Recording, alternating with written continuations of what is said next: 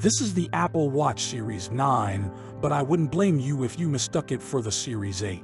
That's because the Series 9's biggest changes are invisible. That includes double tap, a new gesture for performing certain actions by tapping your thumb and index finger together.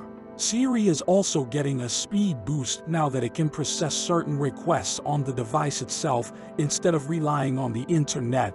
That means you'll also be able to ask Siri health-related questions, which should make it easier to sift through all of the data your Apple Watch collects.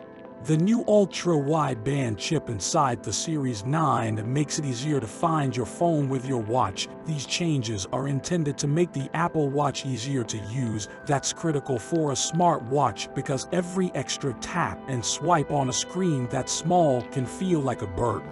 The Apple Watch Series 9 also doesn't have everything on my wish list. For example, I would still love to see the Apple Watch Ultra's action button arrive on the regular model, and more health metrics aimed at recovery would also be helpful. The Apple Watch Series 9 is ideal for those upgrading from an older Apple Watch like the Series 6 or earlier. Features like double tap, the faster Siri performance, and the ability to track down your iPhone more precisely do add some convenience to the Apple Watch, but they aren't enough to justify an upgrade if you already have a recent model. Apple rarely adds new gestures. The idea behind double tap is to make it easier to control the watch while your other hand might be busy, perhaps when you're walking the dog, doing the dishes, or carrying shopping bags. Double tap triggers the primary action in an app or notification. This means you can dismiss a notification, pause Spotify, or start and stop your timer without having to tap your watch.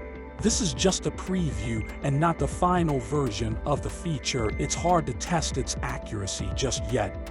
But my bigger concern about double tap is that it can feel awkward to get used to. We've spent years being conditioned to tap, swipe, and speak to our devices, but the gesture of tapping your index finger to your thumb is a bit new to most people.